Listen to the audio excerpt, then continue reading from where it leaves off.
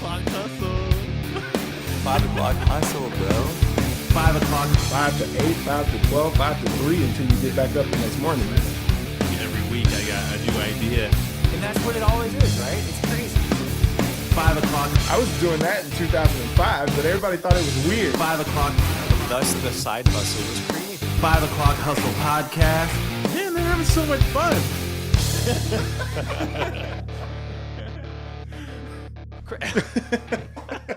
This is going to be one of those days, guys. Yeah, It's going to be one of those days. Chris, could you Take 3 of the Squadcast. Don't do that. What? How What is are we it? supposed to start this thing? We already started it. No.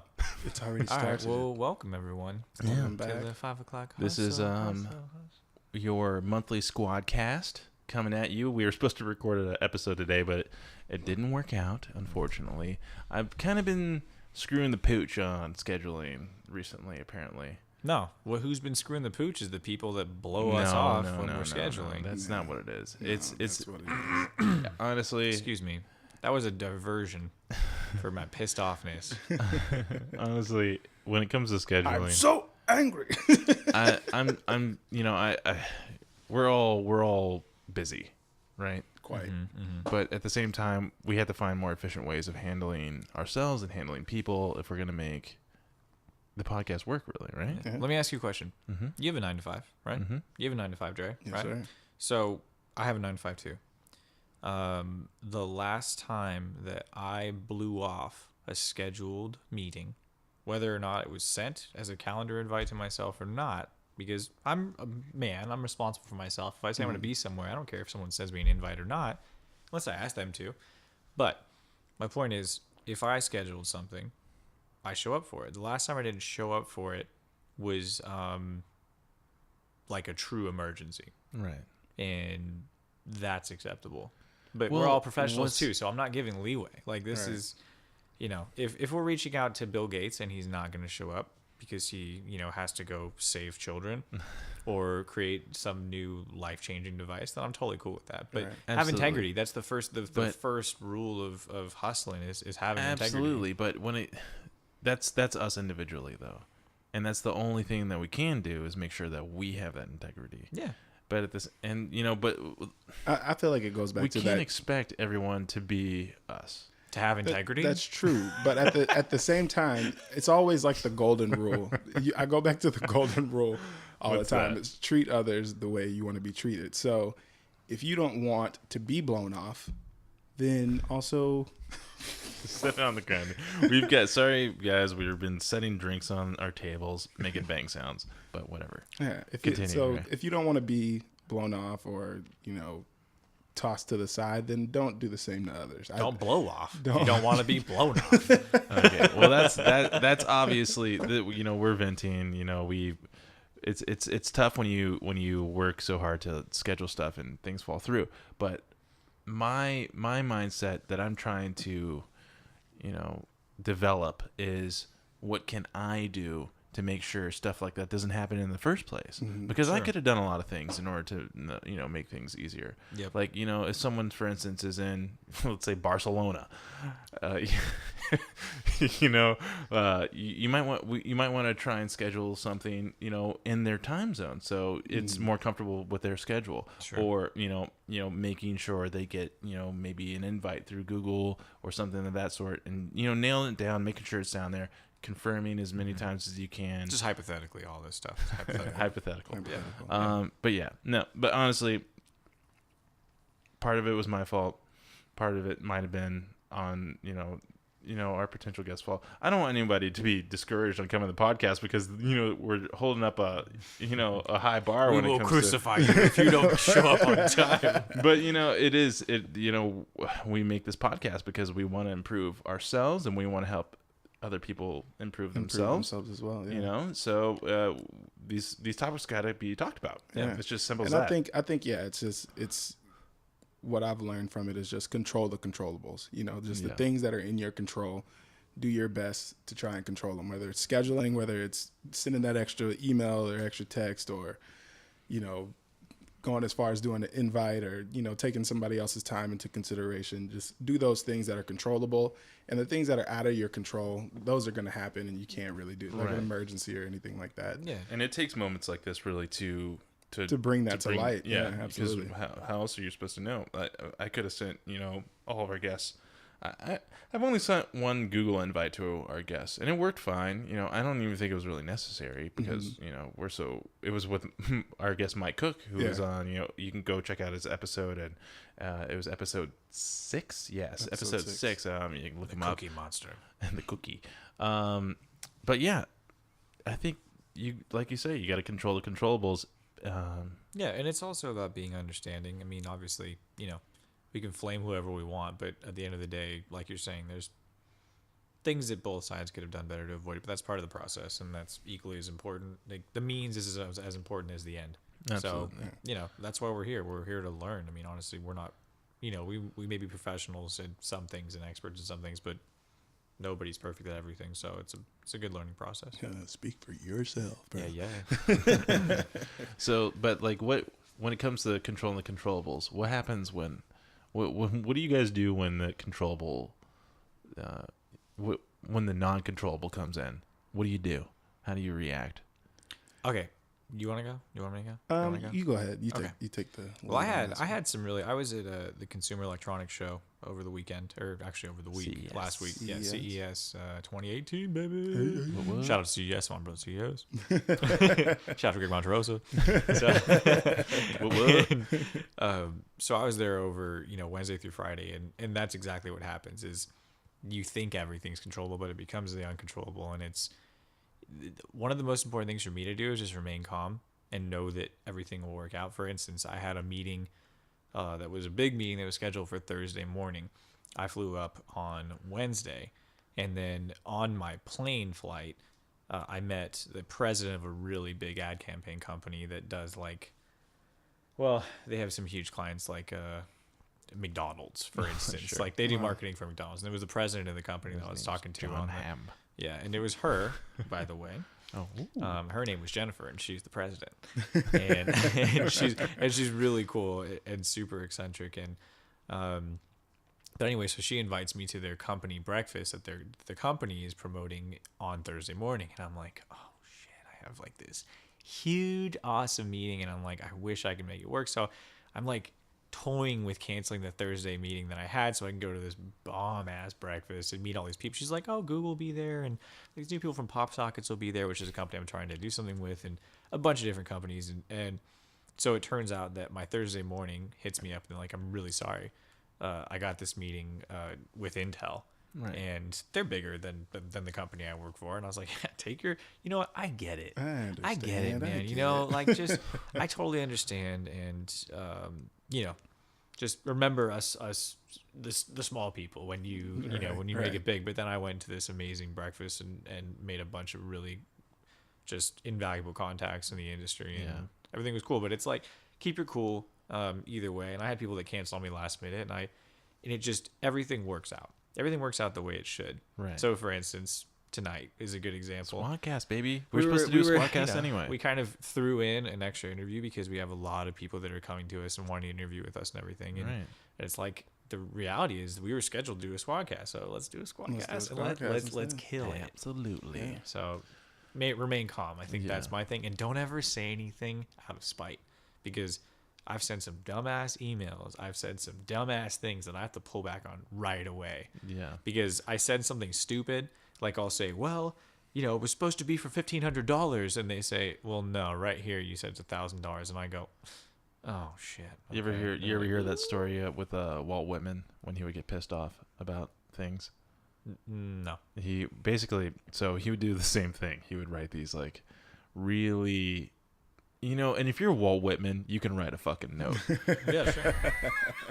So he would write he would write these letters to people he was really pissed off at, and he would stick them in the mailbox, and then he's just ready. He's just gonna I'm gonna get this guy, but then his wife would go out and take him out of the mail. That's so funny. He got the satisfaction of writing it and sending it, but it didn't actually go out to the person. Didn't burn that bridge. Didn't ruin that relationship, and And I think that might be a good exercise too. Like write that note. Yeah, get it out. Well, I mean, since you said that, and sorry, Jerry, I know you got something to say. No. I'll touch on that. Like, I write and erase more emails than I write and send.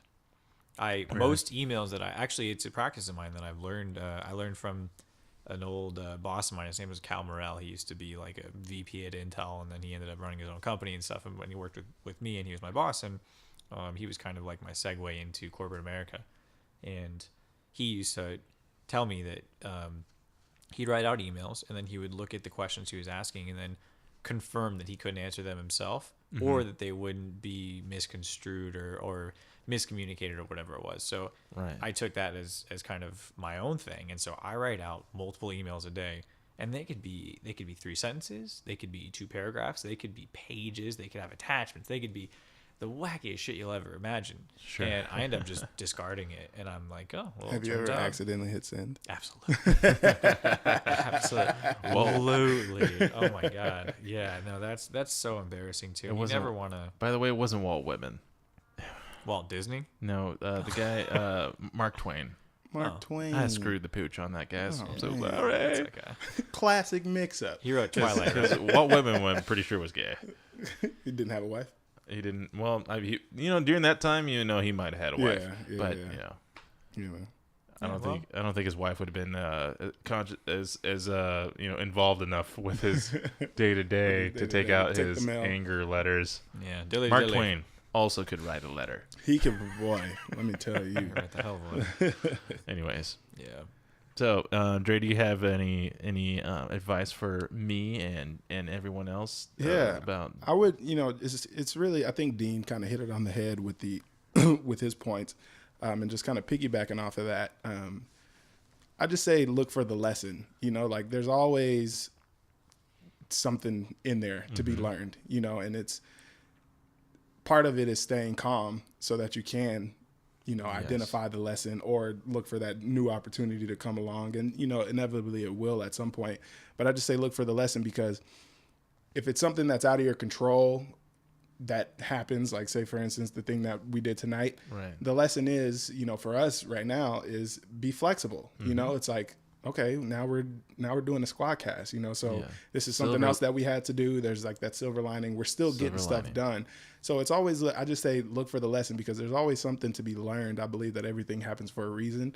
And if it's happened to you, that means it was supposed to happen that way. So look for the lesson and try and find what you can learn from it, what you can do to maybe make that not happen next time, So pretty simple. Refine the process.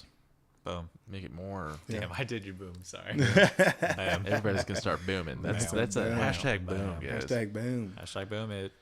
Yeah, but for me, I feel like the same exact way. Like, today from now on when I'm scheduling, and it's gonna be, I'm gonna have to refine the process. I might not know everything when it comes to scheduling these people, and then you guys, when you're scheduling people, hopefully we need to create a system that has a specific way of handling things, and then we alter that system as as things like this pop up.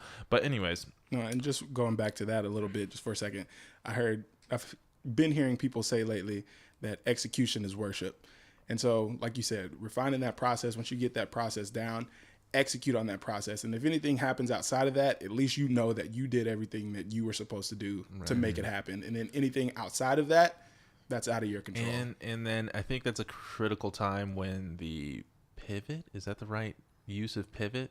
There's a pivot controversy here. But, yeah, I mean, the word pivot might work in a different way. Sure. Yeah. So, but pivoting to maybe more of the literal sense of pivot. The literal sense of pivoting, like move your body. So like just like we were saying though, we were able to redirect our actions, our focus, based off energy. of the I events. Like yeah. So being adaptable is the key thing. Can I play devil's advocate for 1 second though? Please, dude. Can I play fun time real quick? Let's go. I also feel like maybe there's sometimes, sometimes when you really want to be understanding and you really want to be flexible and you're like, damn, I'm running a business here. And then you just tell someone to go fuck themselves. Yes, let's get real with it. Because also there's a respect issue, there's accountability. I mean, I don't give a fuck who you are. Show up on time, because we can't be the only ones that have integrity. Right. We can't be the only Absolutely. ones who our word means something. Absolutely. So like, if I'm going to depart anything, it's like, yeah, be as understanding as you can, but don't be a dickhead too. And don't think you're the shit either, because you're not. Like, nobody is. Even the most, the most radical dudes out there that are creating the most genius things have some sense of humility, especially when they're looking up. You look down. I mean, if you feel like you're looking down, you should never feel like you're looking down, but most of the time you should be looking up, because you need things from everyone. You need it from customers, you need it from suppliers, you need it from people that are promoting you and whatever it is, and in the sense of the word, that's looking up. But like, we don't have the time to play condescending assholes to each other. So you want to be, if we can be understanding, then the other side can be understanding too. If we can be cordial and nice and respectful and professional, get your shit together, and don't ever come at someone aggressively unless you want to get it back. Right. So, I feel like there's two sides to it. I think we can do everything we can to be nice and pleasant and shit like that. I mean, I see stuff like this though all the time. In my work, we'll be working with customers, and the foundry process, making investment castings for space shuttles. You got a lot of delays when it comes to that stuff. But when it comes to altering the designs of stuff. But these customers have their expectations. They're working for these really giant companies that see nothing but a number and a date of when they're supposed to see it. But we'll send them like the requirements that we need in order to proceed, and we won't hear from them for a while. Yeah, and we'll keep confirming with them, saying, "Hey, I need all this stuff from you," and we don't see it. Yep. And then the due date rolls around for these things, and then this F-18 isn't going to take off the ground because these guys can't send a PDF file. Right. Yeah. Right. But that's another good point, is never leave the ball in your court. That's what I always say is don't leave the ball in your court. Don't leave the shit on your desk, because so for instance, when you're saying that, you're communicating fluidly with these companies and you're saying, yo, we need it or else we cannot perform. And you're probably really clear. So it's not a miscommunication. It is, this is more of the client's always right.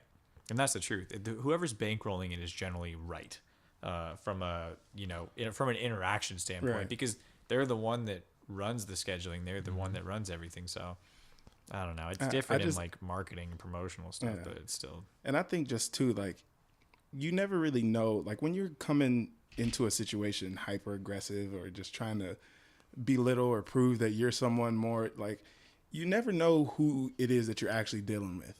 Like I take it back to, like, we've talked about the service industry on these podcasts before.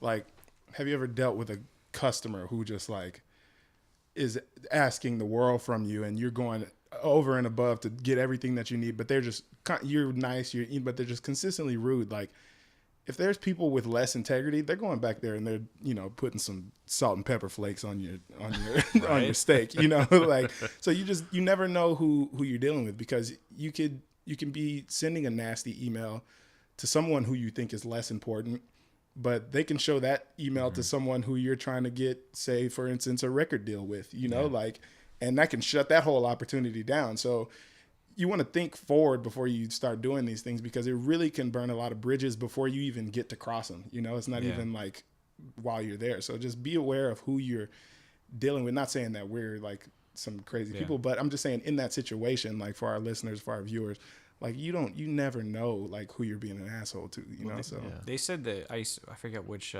it was one of the automobile manufacturers, and they said that when they were starting up, I don't know, like early 1900s or whatever, that I'll say it's Ford or whatever. It wasn't Ford, but so he used to have his wife, or she chose to sit at the front desk, and so anyone that came in to have an interview, they would speak with her first, and they never knew, obviously they didn't know it was his wife, but she would, as soon as they met, either they were an asshole, they were very respectful and pleasant, or whatever it was, and she would go and report to him right before, and it changed. His decision making was impacted by this person. So you really never know. Absolutely. That sounds like a Ford thing to do, though. Yeah, it would. He was a smart motherfucker. Yeah. Or it could have been Dodge. Walt Whitman, and Tom Sawyer, or whatever his name is. If there's a smart man, Tom Sawyer. Oh, man. smart man once Huck fan. said, "Chickadee, check yourself before you wreck yourself. I think that was, Boy, oh I think boy. that was Ice Cube. But Suck his MC's got nothing. suck his M. So Anyways. what else? I think we probably. Anyways, let's leave. Well, we're not done with this podcast yet, but I want to cap this topic off with something a little bit more positive. I feel good. Yeah, I feel don't know. I great. feel like that was super positive. No, we got a lot of good stuff out of it because we know what we're gonna do from now on. Mhm, At least absolutely. I do. And with that, what? And Go what to ahead. expect from our guests, But no, I want our future guests that might be listening to this podcast. Mm-hmm. I don't want to discourage them from coming on because we're going to put them on blast. What can we do to better prepare our guests for the situation Well, of being on a podcast, for instance, or Well- doing anything, going to any meeting, anything of that kind of I of think interaction with other people? I think with all interaction and with all dealings with any of this stuff, it's just communication. Mm-hmm. I think just kind of, I don't know, like not setting expectations, It is. but kind of It is setting yeah, So yeah, setting expectations and just having effective communication and checking back, saying hey, like just wanted to confirm that this is like, and we've done those things, but it's like you said, there's the outlier situation where somebody may not have gotten the memo, not gotten the message, but it's just doing that extra, like you said. So it's just effective communication, maybe a little more, actual vocal interaction beforehand and not so much, just text or email or whatever. Just say, hey, giving you a call. Just wanted to make sure that this is actually happening, whatever the case may be. Because Instagram has been an excellent resource for Absolutely. reaching out to listeners as well as guests and potential guests. Mm-hmm. The majority of people that we talk to has been people that have approached on a direct message through Instagram. Right. Sliding in the DMs. But at the same time, it's not a very consistent form of communication because not everyone checks their Instagram. Right. every Or they 5 seconds. get So- 12 DMs. So and yeah, that, for me, like I know that I need to, transfer that form of communication as soon as that first point of communication is confirmed that we're going to move forward with something like this. Mm-hmm. But what I'm looking for really is like let's put ourselves in the guest shoes. How can we? Yeah. Like what? You know what I'm trying to say, Dean? I'm raising my hand. Go ahead. Dean. Okay, so I mean, we do this, the podcast world, the business world, the professional or the personal world, whatever it is. But so setting expectations is literally it's what it's all about. Mm-hmm. But it's like onboarding a new partner. I mean, you go through negotiations, you go through the sales pitch, you finally, you get them to believe in whatever it is you're selling, and then you're like, okay, so we're partnering up, and you don't just go, all right, well, I'll see you when we make some money, like. You have a specific process that's fully planned out where you know what you're running through. You kind of start giving them an idea of what everything's going to look and feel like and how it's going to move forward and the steps that you're going to take, the steps that they need to take and whatever it is. I mean, you can call it deliverables or whatever you call it. But so, for instance, with this podcast, it'd be super helpful if after, we book someone, we follow up sending them something that literally the first the first heading on this document would be how we run or whatever it is. Right. And it says something like, 5 o'clock hustle is super conversational. We like to keep it liquid and free flowing. And we like the conversation to be real and not structured. And that's what makes it so fun for us. And that would literally be the first thing, which dispels any idea that we're going to have interview questions or whatever. And the next thing, could say, what we need from you. Mm-hmm. And I think that's probably where one of the difficulties that we've been seeing, and this is what you see in businesses too, based on their bandwidth, is we don't want to put any work on the people that we are bringing on. Right. So we're 'Cause, hesitant to give we them a wanna laundry list of shit to do because we're like, oh, they're going to take this as a pain in the ass and not something that's fun and fluid and just kind of like, come sit down and hang out with us, which is really like what we're trying to nurture is like that feeling of just like this casual, let's sit with buddies and talk about how you were successful. Right. So I think that's where there's been a disconnect for us is like we're hesitant to give them homework, but the reality is some people want this. So it's like give us items you want to touch on, which is something we do, which is why even in the one today that we missed, you sent out something that said, please fill out this form that gives us talking points and gives us things. But again, I think it's just about painting the picture and them knowing what they're walking into and what they can expect. So maybe I think a good practice for me and any potential guests that might want to be on the show, you can go to 5o'clockhustle.com/about and you go to the guest booking button. And what you're going to see probably when you hear this is you'll be sent a PDF as soon as you submit that form with all this cool new stuff that we're going to come up with that's going to help you with being on the show. Anyways, let's explore some different topics. Cool. Dean, you mentioned you wanted to talk about constantly refining your art. Yeah, totally. I think since you guys brought me on into this hustle, what, and it's been incredible, but I know that like sometimes you're good at one thing. Like that's, we're all really good at one thing. We may be good at multiple things. I don't know. Maybe Dre, you're the fucking master of everything. But I don't know what I'm good at. You're just great at a lot. I can tell you a lot of things you're good at just from this experience, but we'll talk about that later. But another Squadcast. No, we can hit it in this one. This is gonna be a 3-hour Squadcast. So when I, just from being in this, what I was saying is that we all feel like we're good at something, and you kind of try to stick to that. Yeah. And so one of the things that I notice is just like you got to embrace whatever feels right about the podcast. So it's like for me, I'm very about structure and like thought out planning and kind of like a control basis for anything that's going on and whatever the hell all that means. But what I've learned is that, what makes this podcast so incredible is that we're so conversational and that we're so real. And so it's like, you can't script that. You can't try that. When I'm trying to, write out blogs or write out descriptions or stuff like that, you have to look at what you're delivering and then make sure that every piece of what you're delivering is consistent and there's parity. So it's like, I'm not going to sit here and tell you guys that there's no way we should have interview questions because it becomes too structured. And then go write out this, digest of the episode. It's like it needs to be just as fluid as the content that you're providing. So I mean, I think it's about consistency, and that's what I mean. Like when I say refine your art, I mean just keep looking at it and making sure it all makes sense, and making sure that you're kind of growing as an individual with your endeavors. So yeah. And I think that consistency part is huge, but it's also, I feel like, for me at least, with constantly refining, it's being consistent but not being content.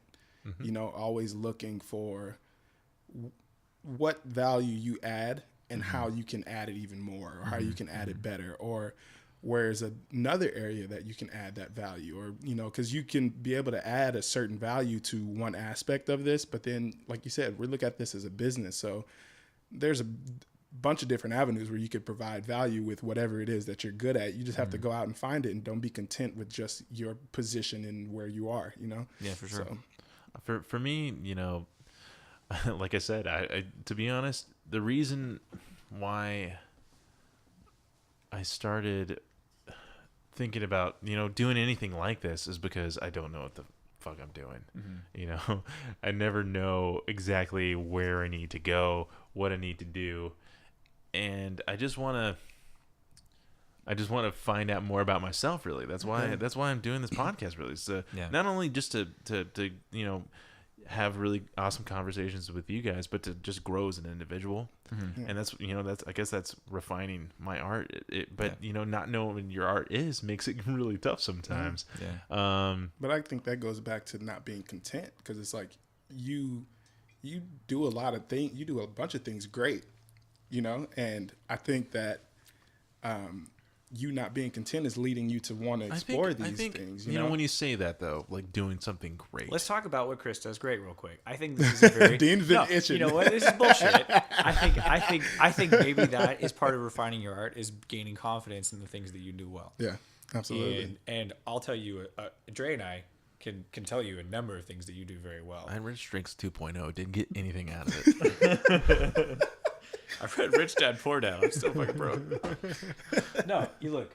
Here's a short list of things you do very well. Oh God. Your organization skills are off the chain. Out of world. You're a super quick learner on multiple platforms, and extremely effective communicator. Yeah, whether it's social media or web building or whatever it is, you're on top of it, learning the new technology, learning how to kind of be more efficient in your timing. I think too, figuring out the fringe shit, like before it happens.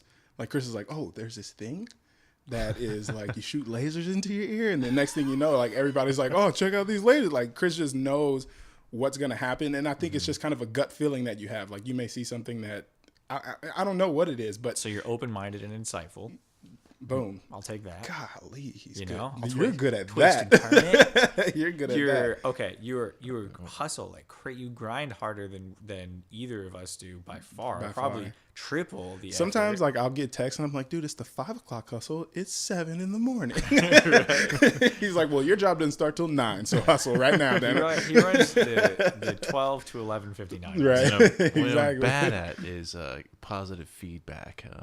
You should see Chris in the corner right now, just like, okay, man. Face red. Well, anyways, I will take some of that to light because I think you're right. Being able to kind of figure out what those things are.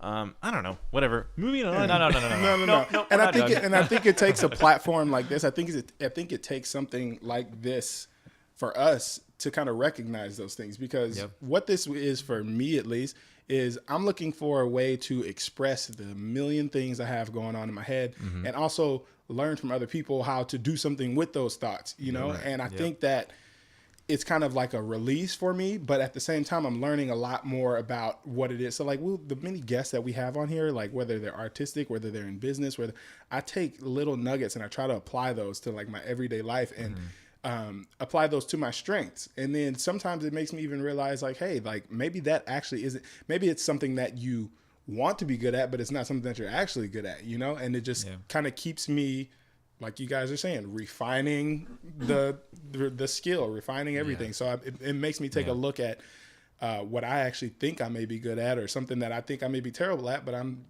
badass at. You know, it's always constantly just discovering yourself and discovering what it is that you want to do. So and the other thing is to bring up is like an entrepreneur is someone that is a master at understanding their strengths and identifying their weaknesses, and then plugging those holes with people whose strengths are their weaknesses. Right.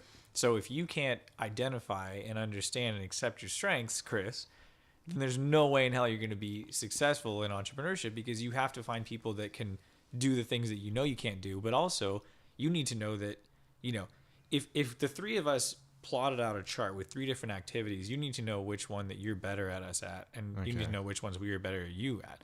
So it's like you got to trust that you are an expert at some things, and where I'm sitting, you're killing it. So just choose the ones that you guys said. Those are the ones that I do. So what I feel like this is all great, but like, and we're just talking amongst ourselves here, but like, what are like some tangible things that we can give to our listeners, you guys think, that can help them refine what it is that they're doing, you know, like have your friends tell you what they create a podcast, not in this genre. Get into about 9 episodes and then ask your friends what you're good at. Right, so what are you trying to accomplish? No, I just want to try some tips for just maybe some tips for our listeners, some tangible. I want to just because like I feel like we can wrap one of our other topics into this was the self-awareness thing. That's kind of where I was leaning. You know, because that's something that I've obviously haven't got quite the handle on. I kind of built this whole economy here to bring more self-awareness for myself. Yeah. But you know, but that's kind of a cool lesson in of itself, right? If you, because you obviously identified an area that you may feel like you're not very strong in, which is self-awareness. So create something that helps you with that. Sure, absolutely. I mean, that's entrepreneurship is just being creative and executing. Yeah. So it's like you've already been an entrepreneur in the fact that you started a podcast, and not only are you, you know, successfully putting out, not only are we putting out successful episodes and influencing people and you know, trying to really do positive, but you're also helping yourself in the way that you're learning some things that you were struggling with before, and that's super positive, and that's really important in the process. Because if it's not exciting and you're not like overcoming challenges and things for yourself, then you're not going to be able to help other people with doing the same. Right. That I was driving today, this morning on my way to work, and I have to work my way through this, so bear with me. But it was something to the effect of, you have to find the people who don't want to do it for you, but to surround yourself with the people that want to do the things that you want to do, but for themselves. For themselves, of course. You know what I'm saying? So I'm hoping that's something I have with you guys here. Absolutely. You know, that you're all here for your own reasons and not, trying to cater, because we're focusing a lot on me right now and I don't like it. No, but it's very good. I feel like I've got, you're not supposed to have two therapists in a room. You know what I'm saying? Dude. No, but I think that, you're absolutely right. And another one of those things I feel like is doing something uncomfortable. You know what I'm saying? Mm-hmm. Like to kind of make yourself more self-aware. Mm-hmm. Just getting outside of what it is that you normally do or what you think that you're good at, think that you're great at, and just putting yourself in an uncomfortable position. And whether that's getting around people that will put you on blast on a podcast and make you uncomfortable, like at the same time, but it helps you to reflect, like I've done, when I lived in Austin, like I would just go out by myself in the middle of the day, just like go to, 6th Street or something like that, and just kind of see what people were doing. Like, oh, a lot of people are going into that shop. I want to go into that shop. I want to talk to someone and ask them what's so cool about the shop. Why is everybody flocking in here?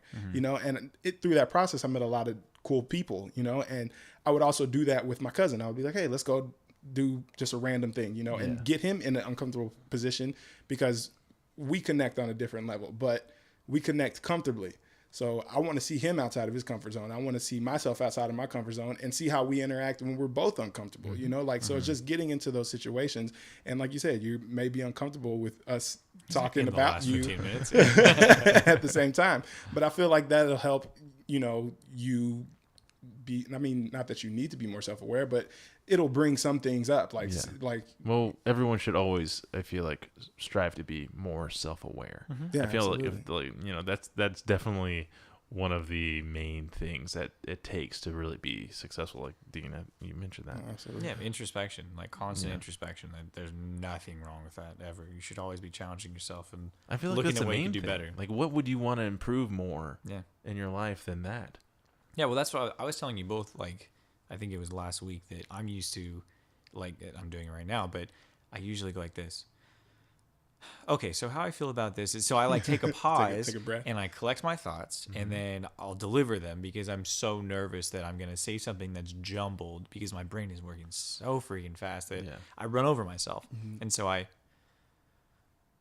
do that, and then I kind of collect my thoughts, and then I go after it, and I know, but the problem is, and that's what I was telling you both, is that it's boring as fuck to listen to on a podcast. Like, well, it is. I listened to it many times actually, and I looked at it and I was like, well, that sounds stupid. Like, who wants to listen to something where there's like a 5-second pause and then there's a very monotone gesture that's, that's pleasantly explaining the circumstance and going through the business analytics, and then you find out the benefits of what you just said, and then you analyze it, but that's what I'm saying is you got to be self-aware, and you have to kind of question your approach in every different circumstance, because it could be totally different. But like, you say you're trying to improve your self-awareness in certain aspects, and I am too. So, doing this here for you for sure, but doing it for myself as well, like you mentioned, because there are always things for everyone to be able to improve upon. Well, shoot fire, girl. Shoot fire, girl. Hey, and I noticed, or maybe I could be wrong, I'll see when we listen back, but I don't think you did I've been blurting. I'm you're blurting my ass shooting off. from half court right now. You're Steph Curry with the shot. Well, it was funny when you were saying that, like, I am that in a nutshell, and it's usually not for the better. I usually jumble a bunch of stuff anyway. But yeah, I'm doing it. I'm doing it right now. I normally don't even I normally don't even collect my thoughts and release it.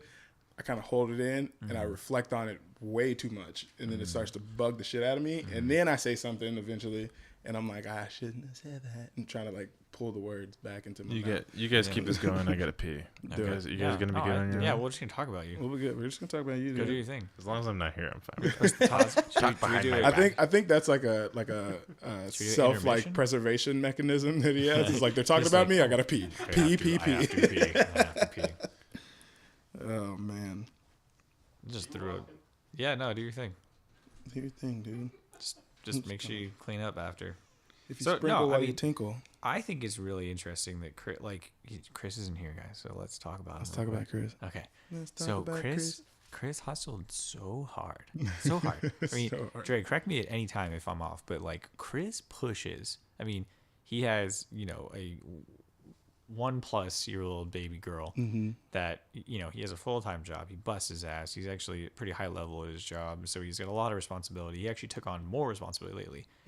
And he's the one that is constantly driving this podcast, constantly like, he's like, yo, I have this idea and that idea. And it's not even that idea. He's actually doing the shit. Right. So whereas most people can spit, shoot fire. They can just blow smoke and say like, Right. oh, I have this idea and that idea. And I think it's wonderful. He's like, yo, I have this idea. And then the next text is, hey, I did this. Right, exactly. And it's like, yeah, so I talked to so-and-so about this idea that I had. And I think that if it's just. So his grind is even more inspiring than some of the people we listen to. Right, exactly. Because it's like, we're actually watching it front and center. And while the craziest thing is to look at him and be like, I can't believe he doesn't even see how much he's doing. Right, exactly. That drives because me nuts. I think about what he does, like, hey, I have this idea. And then, like you said, next text is, boom, I just did it or I just figured it out. My thing is, I have this idea.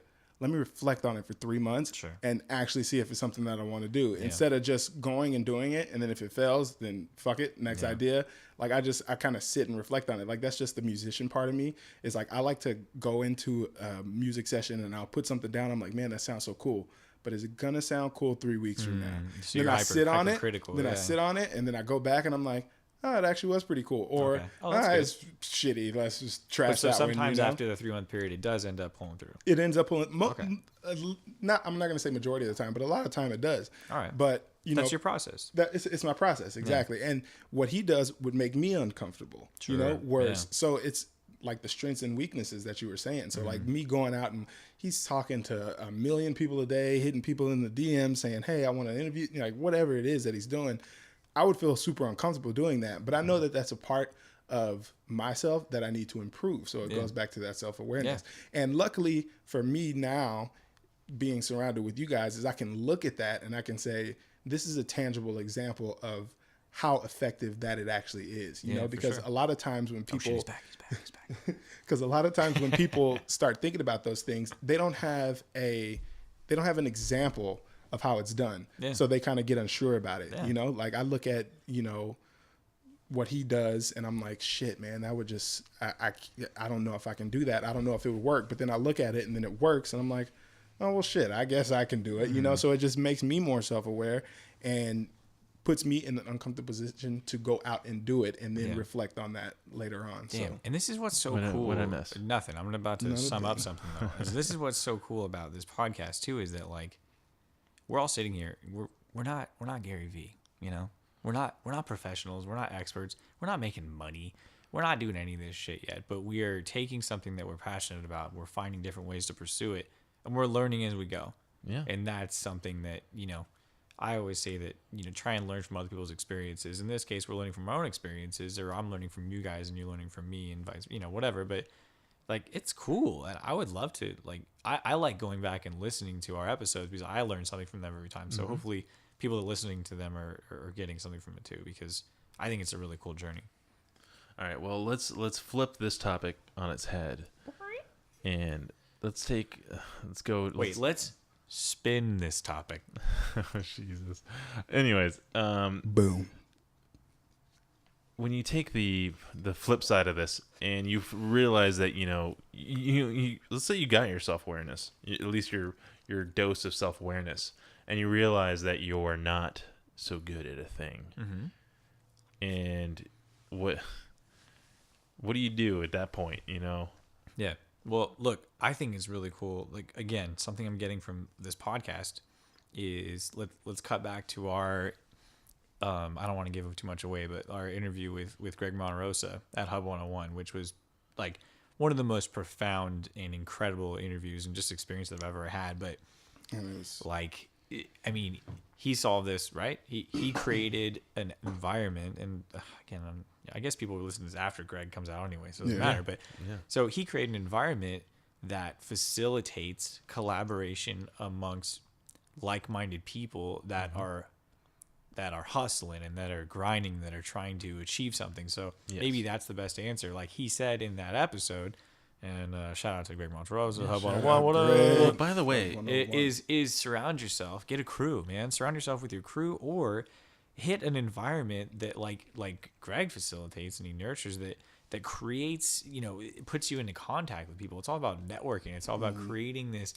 crew, create your team, surround yourself with people. Like some of the top investors in the world, the biggest hedge funds, the biggest companies, generally speaking, are groups of 3 to 10 people. Right. And call them a board of directors or call them a bunch of buddies or whatever it is, but they collaborate on everything and they're working together. They understand their strengths. They're displacing their weaknesses with each other's strengths, and that's just such a huge part of business generally. So maybe that's my take, is just fill your gaps with people that are strong in areas where you're weak. Mm-hmm. And then the literal pivot. And then the literal pivot.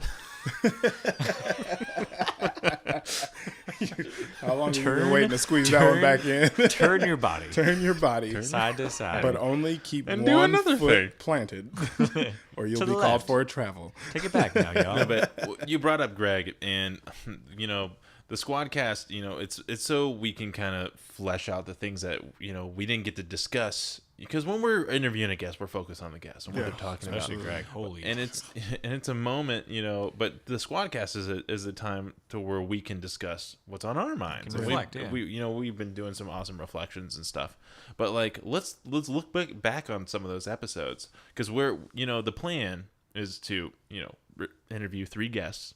And then that would make up for about 3 weeks worth of podcasts, and then follow that with a Squadcast, and you get to hear episodes, with just Squadcast. Sorry, Squadcast. I didn't want to say it on the mic, but Dean took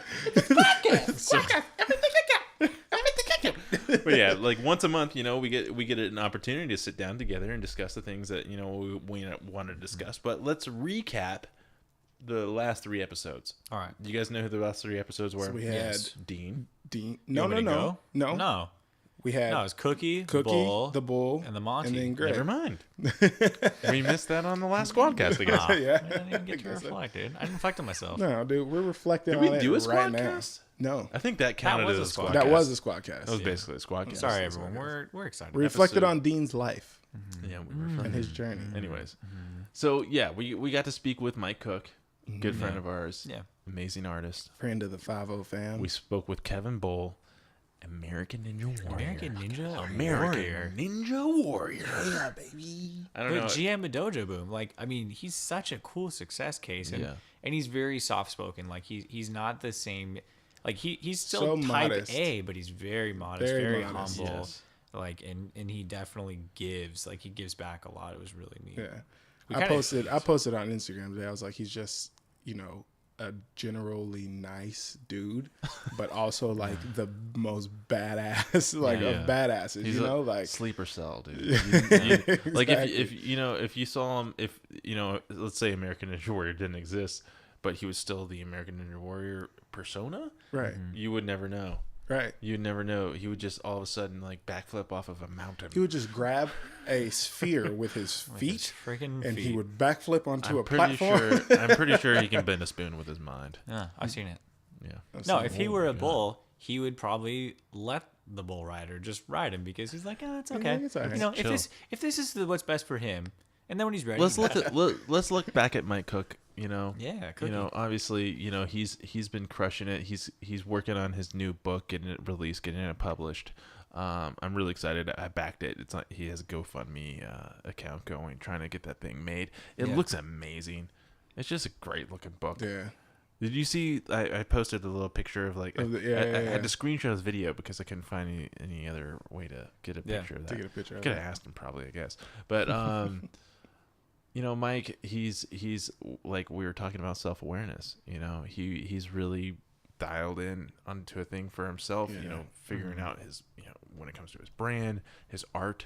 You know, his whole book is about fleshing out everything that he's done in his past, so he can move on. So he can move on to the next thing. Yeah. You know, and find, and you know, I guess in that regard, striving for more self-awareness with himself. Yeah, absolutely. Right? And constantly, like you said, refining the product, refining himself. Yeah, that was a good episode. It was fun. It was really I hope fun. we have him on again because absolutely. he's just a fun. Hopefully, I've been trying after his book drops, we can talk to him about the success of his book. What's next? Yeah, well, that and his like secret business that he's working on. He mentioned that. That's right. Nah, but dude, I love Mike Cook. He sent me a YouTube video. Did he send you that? No. Are you in the know? I'm in the know right now. No.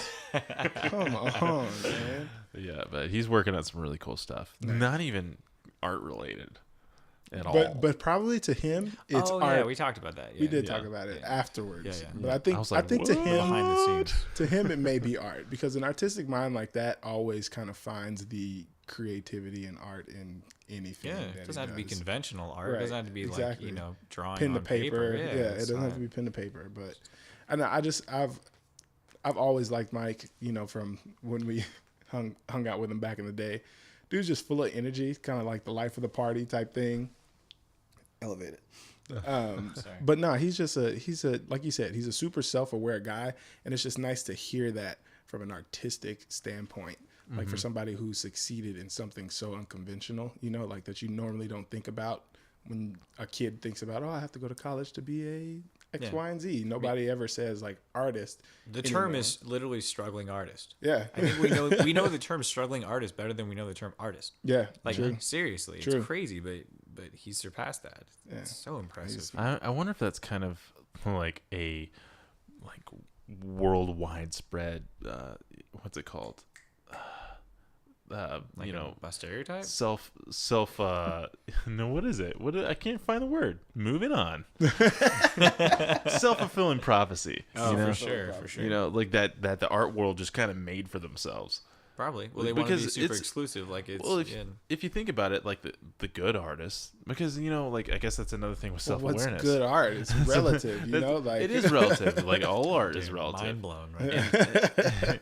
But you know, if you think about it, like back in the day, artists were so much more highly regarded than they are today. Oh yeah, absolutely. But because everybody thinks that they're a fucking artist, everybody thinks they're a podcaster too. Right. But you know, like it's just another one of those things. It was like a prestigious thing back then. You know, like if you're an artist, you're of an upper echelon type thing. You know, because I think that art was respected a lot more back then than it is now. Like you can take a picture of the corner of this couch in high definition and put it in a frame and call it art. You know what I'm saying? So it's very like, you know, nobody there's nothing that stands out anymore to just the naked eye. Like you really have to appreciate it and kind of understand it. I feel like, or you have to make people appreciate and understand it. And I think that's the struggle with the Mike kind of brought that in. He was like, you gotta like. He didn't know whether or not they're buying his art or they're buying his brand. Right. Exactly. You know, and that's kind of what it is today. Yeah. I don't know. Maybe it was kind of the same thing back then too. I think there's just more access. Just more saturated. There's just so much more access to so much more types of artwork. Like you were saying, you know, they can take a picture of a smushed pillow over here, and somebody can make art out of it. 1,000 copies of it too. Like there's only one Mona Lisa. But I think that there's so much more access now to artwork that it's like, I think there are more different clicks on different types of artwork. So like, for instance, Cookie said, Bua. You know, he used to kind of apprentice and be an assistant to Bua, and that's huge because Bua has a really strong following, but it's only in a certain genre of art. Right. You know, it's in more of like the street art, I think, or you know, however they call it. But hip hop, abstract art. But that's what I'm saying is like, if you're in that industry, you know Bua really well. Right. But if you're outside of it and you're looking for contemporary pieces, or you're looking for, you know, a picture of fucking roses in a vase, then you're not gonna know who Bua is. Right, exactly. But I think that's what happened is the art scene has blown up, and there's so much access to so many different types of art that it's not maybe it's not as commercialized in the conventional sense that it used to be. He also touched on the social media aspect and how like nobody knows. The art world just doesn't know what to do with social media. I don't either. So there's a business. Preaching to the There's choir, a business art there, world. listeners. Like if you can figure that out, you're gonna make a penny beyond or art two. dealers. Yeah, I mean art. You'd be a maybe, struggling app developer. Yeah, well, and that's why. I'm sorry, I'm forgetting the name of their business. Street Art Loft. Yeah, the Street Art Loft. And I mean, maybe that's why the Street Art Loft was created too. Is now they've kind of bridged the gap and they understand the social media aspects, and all different marketing and ways to promote and stuff. He's and done a great job. They're helping up and coming artists and different talent just to take advantage of the learnings that they've acquired over how many years now. So there are people in place that are doing that, like them, and hopefully there's a lot more because, like you're saying, there's a huge market there. Yeah, I mean, and I look at Cookie, and we can go to other art or other guests as well. But for Cook, when I go around our area, our city, I'll see his pieces here and there, or I'll see a huge mural that he did somewhere, and you could see his signature and everything. So I think that he's kind of navigated that niche for himself in this area, at least, and. Well, not just this area. He's got celebrity. As far as my eyes can see, and he's expanded more than that, like with Howie and all those things like that. And he's expanded. So I think he's kind of figured it out. Because everywhere I go and I see one of his paintings or a mural of his, I don't even have to look at the bottom to see who did it, like see his signature. I just know that's Cookie. So I think it's the brand really that he's kind of figured out. And I think that's a good thing. What I think is amazing about what he's done is he's taken, what for most people is just a hobby, and he turned it into a thriving business. In one of where he lives in this whole community, the greater, the suburbs of Los Angeles and the Conejo Valley area, not a cheap place to live. No. But, he has become a successful artist in a very successful place. In every every aspect of the word. And and just being able to do something that he really loves to do and make a living at it. Yeah, that's all you can really ask for. And that's why I think he'll be very successful in the next business that he's going to, because I feel like the art world is like the New York. Like if you can make it here, you can make it anywhere. If you can create a successful business like with doing art and branding and all that stuff, then I feel like you can translate that to pretty much anything. And just to transition us to another guest with Kevin Bull, he's another guy who's taken something he loves and made his whole life about it.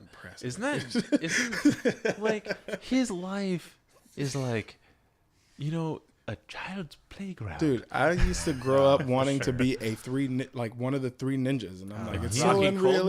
He is just like he is a ninja, like for a living, dude. Like, I mean, he does other things. He's super involved in the community, the Children's Alopecia Project. He's managing Dojo Boom, but like, it just has his imprint. His ninja imprint is just all over that place, and like, the dude is just incredible, man. Like, he was a walk-on. Like, talk about taking advantage of the opportunity. Like, what is the saying? Like, take advantage of the opportunity within the lifetime, or whatever the saying is. But like, he took good saying. Yeah, whatever it is. Mark Twain.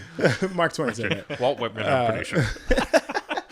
No, but he took advantage of an opportunity like that was like almost something that didn't happen. Like, he's waiting in line.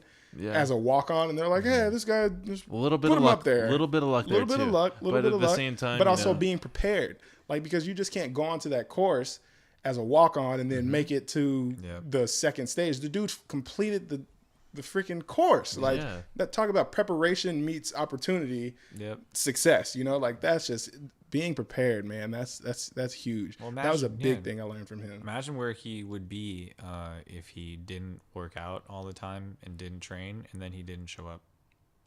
Yeah, he would be nowhere. He'd be at a bank. Like, it's crazy. Like the idea of a walk-on. Maybe the idea of a walk-on like throws away any chance of like entitlement, any chance of any feelings that are other than I need to earn my place and I need to earn it harder than anyone else that's actually getting a shot. Like, these people actually have a defined shot. They're going to get their shot. Right. I'm preparing for years. I'm training. I'm building a lifestyle around something that I literally have no clue whether or not I'll actually get a shot to perform. But I'm going to keep my intention strong and just keep myself open to this opportunity and sit around there. And even he said, I think if I remember right, he's like, oh, there's no way. He was basically done for. And they said, oh, this guy can't go. You jump on. Right. And then he jumped on and he completely changed, the sport. Like he changed the way that people look at these different challenges and obstacles and things like that. It's so cool. He's well, and his condition aside, Yeah. He's still one of the most outstanding athletes that has graced that show. Yeah. You know what I'm saying? Like he's a star. Yeah. And we're so lucky to have him here in the Thousand Oaks area, like doing his thing. Like, I'm gonna go to that place. Oh, for sure. Dude, I've been. My son loves it. I'm freaking. I want to jump around on all the things. Fun. It's so fun. But it was a lot of fun talking to Kevin and just having a peek into that world. You know, man, because that community is strong. That community is very, very strong, and they really rally around each other just for everything. They talk about going and finding a group of people that, like, kind of how we were saying with with the Hub 101 community, where it's a group of people who are like-minded, but they're all pushing and pushing and pushing to be the best versions of themselves. So it's incredible, man. Dean flipped to a new page in my notebook, and it was a note from my wife saying she loved me. That's very nice. Thank you, Sandra sweet. and Amelia. Very sweet. So moving on, though, we got another guest to talk about here. My main man. G My Monterosa. main man. Greg Metro, G- dude. Greg Metro. Greg Metro. Shout him out, Shout man. out to Greg Metro. That was baby. definitely one of my favorite episodes that we recorded. Yeah. Mainly, like, not playing. It's not like I performed like outstandingly. Is that a word? But It is you know, today. like it is right now. If it's on a podcast, it must be true. He was just one of those guys that, like, you just felt comfortable around the moment they enter the room. Yeah. And he was his ability to kind of just give us exactly what we wanted at the exact right time was just, I can't even explain it. The lessons that we learned. Yeah. The amount of, like, actual tangible knowledge that he gave us during that short period of time. Yeah. I mean, and Greg's I think a great guy. I think that it kind of goes back to that self-awareness thing, because like you said, it's like at the drop of a dime, he was able to give us what we wanted. But I honestly don't even think that we knew that's what we wanted. I think he just knew what he was able to provide and like what he brought to the table. And he expressed that, like he's just a very self-aware person, and he's done a million different things. He's in the music business. He's running this community thing. Like, I mean, but the guy provides value to every, thing that he's in. I think he coined the term time pirate. Time pirate. Time pirate. He is a time pirate. Yeah. No, but it was amazing to listen to him, man, because he just dropped knowledge jewels. The knowledge, just like endless knowledge. I was so lit. I was so pumped. Man. After that, like, I haven't even heard the raw footage again yet, but I'm dying for it. Yeah. And Like, you know I can't what? wait. We haven't released it yet. When we're recording this, we haven't actually released it yet. Right. The Greg But Monterosa you will have heard it be before out. you I heard know this yeah, episode. but I haven't, and I'm like chomping at the bits Yeah. for it. Like, I just want to listen to it over and over again, because like I came home and I was talking to Brittany, my wife, and I was like, oh my God, I have so many ideas that I need to pursue like right away. Right now. Like, I need to get on life. It's like, I'm going to run them by you, outlook. and then I'm going to run them by Greg. Even if, like, part of me questions whether or not it will translate over audioly or whatever versus like being there with him, but I think it will. Yeah. But like, all I know is I don't even know if he had to speak, and I just felt so inspired. Like, I wanted to just follow all of my passions and take those steps that I've been waiting to take to accomplish all of my goals. And it's just like, Right. oh, man, it's so inspiring, and I kind of want to like color that a little bit. But go ahead. I know you're No. I was just gonna say, like, just two quick takeaways for me was the scheduling stuff. Mm-hmm. He was really about living out of his calendar. And that's something I think I need to really start thinking about more for myself, especially as we take on more and more responsibilities here with the podcast. For myself as well, man. You know, and just really kind of dialing that in, because then you're breaking down barriers with everyone around you. You know, they know, and, you know, it's going to take some work to refine that schedule. We'll talk about what his idea behind living out your calendar. Well, you know, like, for instance, you know, he only takes meetings on certain days of the week, Tuesday through Thursday. Yeah, and you know, just that alone like allows, you know, breathing room for his own creative self to explore the things Friday. that, you know, and he came on our podcast on one of his non-scheduled days, and he just did it for himself. Yeah. Which tells you a lot about the guy. Yeah, really, absolutely. right? Yeah, absolutely. You know, like he's hustling on basically his time off. You know, his time off is still on. That's great. But I don't know, like it just that whole aspect, because for me, you know, we record this thing on Tuesday nights. I don't know if this is the best night to do it. It feels okay. We're able to kind of muster it up, you know, from week to week. Cool. But you know what? It's gonna be tough at some point, because our guests aren't gonna, like, say they're on the East Coast or in Barcelona. You know, like they might need to come on the podcast at a different time, but you know, we'll get to that bridge when we cross it. Right now, that's kind of a requirement. Anyways, we're gonna go listen to Greg's episode. It was the episode before this one. And I would say listen to all three, because listen, because you know, it was like bam, bam, bam. It was boom, three great boom, episodes, boom. one after the other. I would say listen to all three, because they all have such amazing content and messages and knowledge bombs and nuggets. I mean, and you can take, you know, they're three completely different people in three complete different fields, but they all provide such tangible knowledge and you know, whatever, that you can translate to whatever it is that you're doing out there. So I think that listen to all three of them, and then listen to all three again, leave a review, and then listen to all three again. Hold on. I know you're trying to wrap this up. No, I'm not trying to wrap it up. I'm just saying that's what they need to do as a listener. Well, what I'm trying to say is I think you're trying to wrap it up. No, I'm not trying to wrap it up. But I got one more thing I want us to do. I want to go back to our what we're we gonna call it, the how you make it, the make it. Oh, how it's made. How we're gonna make it. No, we can't. How it's gonna be built. But it's called how it's made. How are we doing it? How we doing it? how we gonna figure this out? Well, we talked about, you know, like taking a business idea that we might think is kind of like fun or interesting or serious, who knows. But I mentioned this one in a text the other day, and it was called hot mic. And basically, I don't know if you guys remember what this is, but I want us to kind of go through. First of all, I'm going to tell you what this idea is, because you guys might not remember, and the audience definitely doesn't know. But Hot Mic is a hot app that I want to develop. Hot off the press. Hot off the press. Is that what that sound is? I just keep. Yeah, that's me. Yeah, it's squeaky. I'm the squeaky wheel. And the Hot Mic. All right, go ahead. Okay, so this is the thing that I want to make. It's called Hot Mic. Okay, you guys ready? It's an app. Okay, so we need to get some developers involved here. A mobile app. And also a social media app. One that, you know, would be highly endorsed by companies like, say, TMZ, any tabloid type magazine that, like, you know, wouldn't mind having some clips of stuff, audio clips, for instance, that they could use for their ramblings and their articles and their whatever it is that those guys do.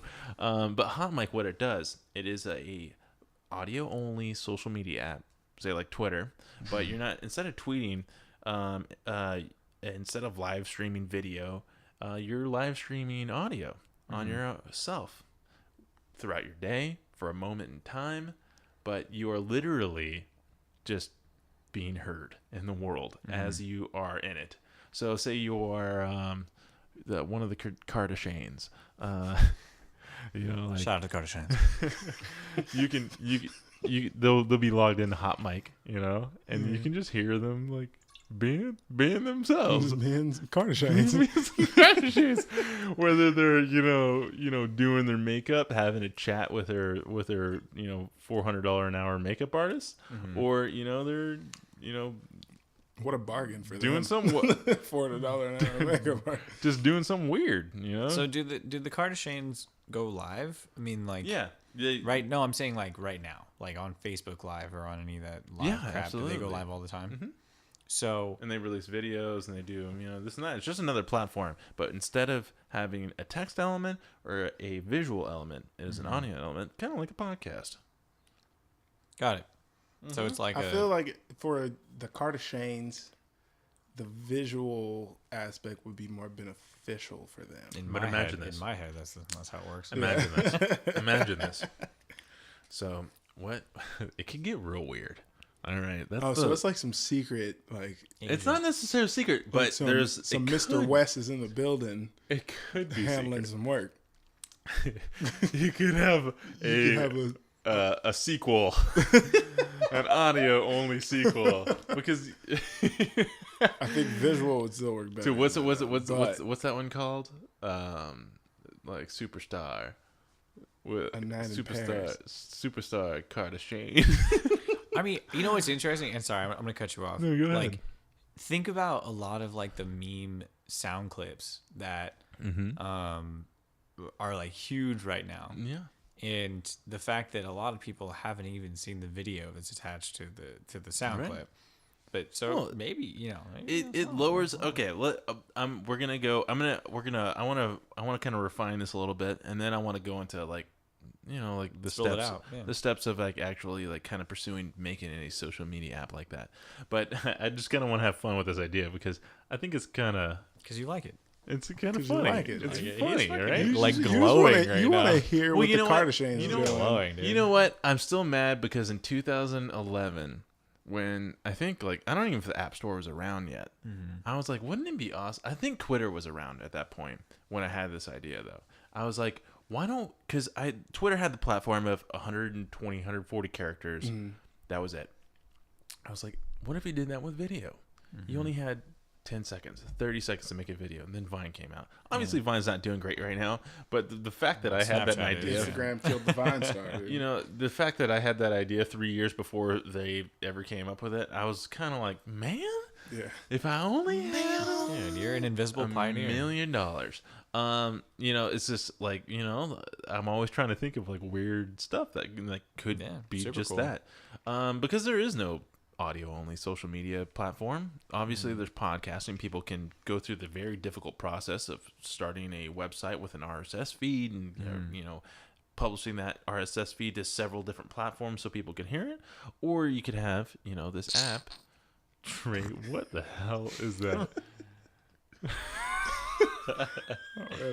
Sorry guys, Dre was taking his medicine. Dre's taking his medicine over here. But what I'm trying to say is having an app that streamlines the process of getting audio out into the world. You could even be like a rapper or something. You know, you could be an MC. But you can, you know, use the app in different ways, obviously. Yeah. Or you could just have it in your pocket while you're saying hello to your next door neighbor. Fans in Barcelona. You know, you can get weird. It can be very structured. It can get really weird, just like all other social media does. Yeah, that's all I'm trying to say. So, Hot Mic, it's a audio only social media app, kind of like Twitter, kind of like Instagram, but with only audio. So let me ask you something. Then, are you saying there's no text? There could be text because all you're gonna see is audio files with no names. Then, and that is probably gonna be obviously there's gonna be a structure to how you post the things. I think it would be like any other audio. So like a caption or a title. Like say when you're uploading a video or a video is fine. A text post. Yeah, an image, whatever. You know, it would have the same aspects. So let's say it's just like Instagram. Instead of posting a picture, could have a picture. You can still have a picture. Yeah. So there's text, there's caption, there's hashtags. You can, you know, it could be Instagram could serve this functionality if there was a way to easily make audio clips that you could upload onto Instagram, which is not. You have to make a video with a blank thing. Yeah. Right? You have to go? Yeah. Trey's got to go. Everybody. All right. Well, you know what? Sorry, guys. We'll continue. We'll wrap this up without Mr. Draylon Curtis. Continue the idea, and I'll just have to It just has to be. He's gotta go. That's all right. We'll say bye to Dre. I gotta fucking go. Bye, Hey, Dre. love you guys. Keep right, hustling. Keep See hustling. you guys in a little bit. From the man. He's gonna go hustle his way home. He's got two children. He's got to hustle to take care of them. Yeah. The diaper hustle is real. So we won't dwell on this too much. All right, Dre, drive safe. We won't dwell on this too much, but We're gonna dwell away. We got time. Well, Dre's gone. We got all time in the world. I want so Till let's, bang as one. what first of all, let's get what are your hang-ups with the app first of all? My hang-ups right now are, so with Facebook, you can include sound files, right? You can include a video. You can include a video. Which the video could technically be an imageless video, which would just be a sound file.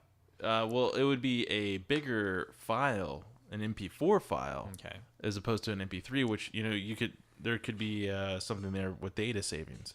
Yeah, I don't think Facebook is struggling with No, its they're good. servers to post anything to the platform. Right. So my biggest hang up would be the fact that you have something that is a more broad tool that's going to collect a larger base with possible video and audio. You're saying to cut that down. I don't see the reasoning for cutting that down because there's no way that you can guarantee that engagement without visual, because people are, engagement is based on a number of things. Different people learn or soak things different ways. Video is one of them. Audio is one of them. Text is one of them. Whatever it is, there's a bunch. Yeah. It's kind of like how people learn things is the same way they soak things up.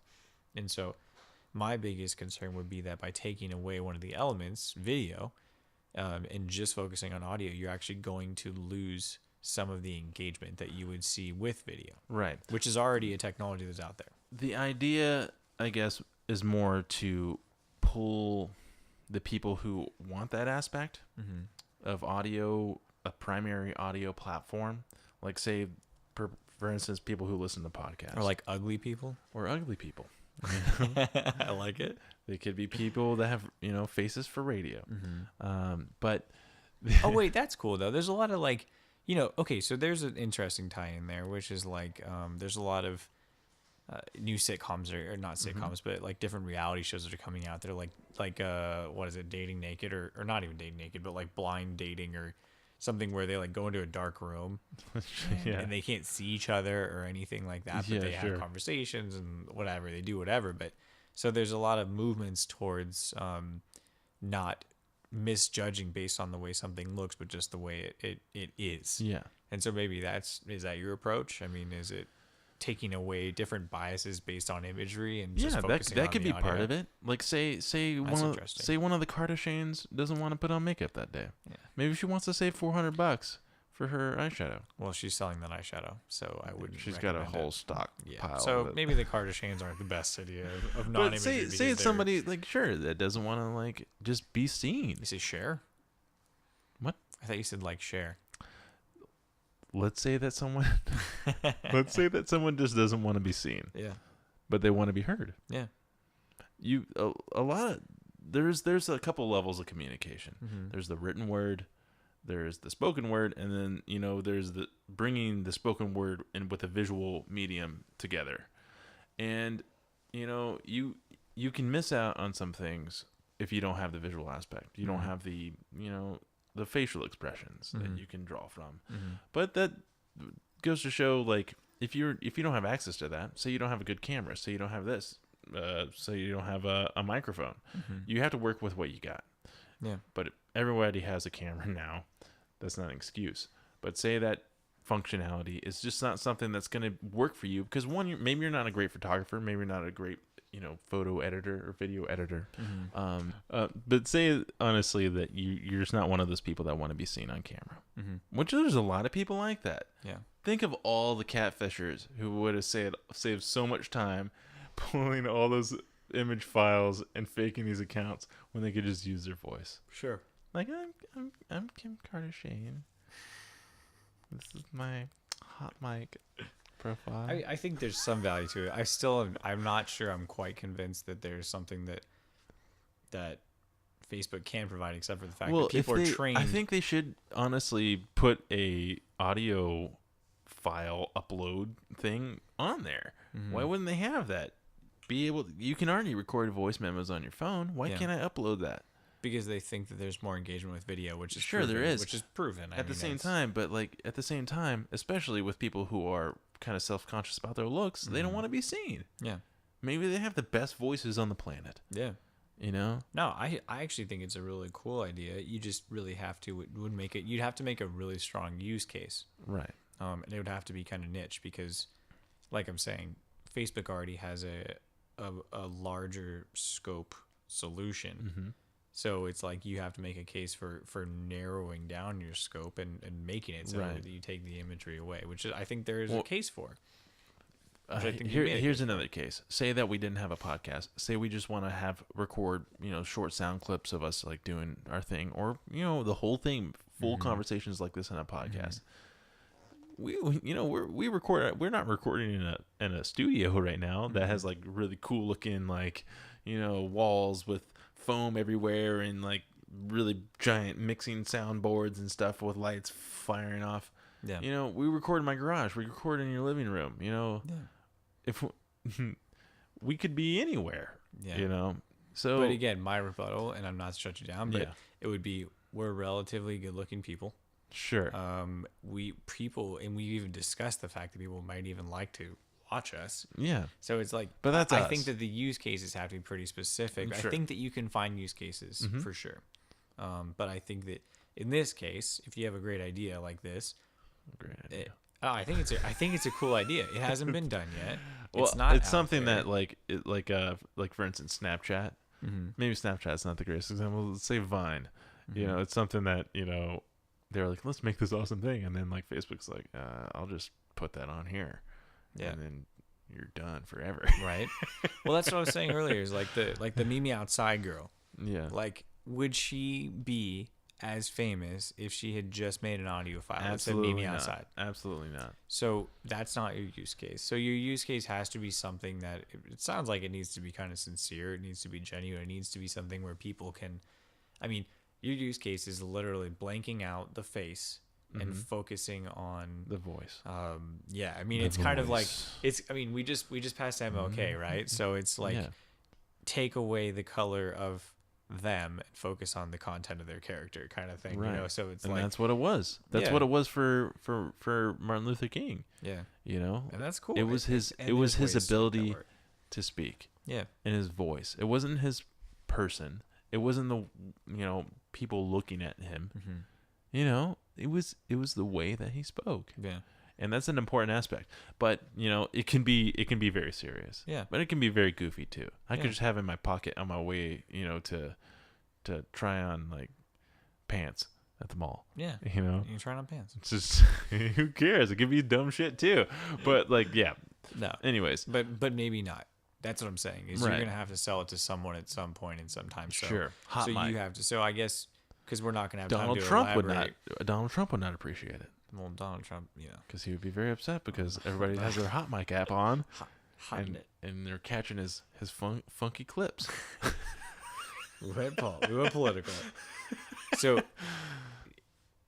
what I would say the takeaway is pulling it back to How I Make It, or whatever this segment is called. Create use cases. Yes. Create substantial, significant use cases, because like I said, at some point you're going to have to sell it to someone, and you're going to have to really make a good case for it. So dial in exactly who you think could benefit from using that app. Yeah. And make sure you also know who won't, because you're not trying to appeal to those people. And, right. And the more that you either broaden or narrow your scope, as applicable, the more that you're going to be able to make a better case for your business and be successful. So, yeah. Well, use cases, guys. Use cases. Hot mic. You guys can take it. I'm not making it, so. You don't know. Maybe we have one more chat with Monterosa, and maybe we're gonna maybe hot mic. Hot mic it up with Greg Metro. Yeah. Well, I think that's pretty much good for today. This is a pretty long episode. We ran past Dre's curfew. So that's pretty cool. That was fun. Accomplishment. #accomplishment. Yeah. Shout out to Dre. To be fair, we started an hour late because we had to pivot our episode. We had to figuratively and literally pivot. Anyways, yeah, is that it? I think this is good. I think this is really Fun cool. episode. It was a good reflection. Lots of good tidbits and lots of good pointers and just fun. I had a good time. Good vent session too. Yeah, I know. All right, everybody. Well, thanks again for listening to the 5 O'Clock Hustle podcast. Go to our website, 5o'clockhustle.com, to find all of our social media links. Also, if you could go on iTunes, if you have an iPhone or if you have an iTunes account on your computer, go and leave us a review. We'd really appreciate it. It helps us, get more listeners and get more feedback. Really. So. Yeah, that's it, basically. Yeah, and we're trying to refine our art. Like, we try to practice what we preach. So, make sure to leave us feedback. To let us know what we could do better. If you want to hear something, tell us. If you think that my voice is stupid or Chris talks too fast or Dre's too antiquated, then let us know. And, we're here for you, honestly. We're here for ourselves, but we're here for you, too. And we want to make sure that we're all having a good experience. So, let's do it. Yeah, thanks a lot, everybody. All right. Keep hustling. Hustle on, baby. 5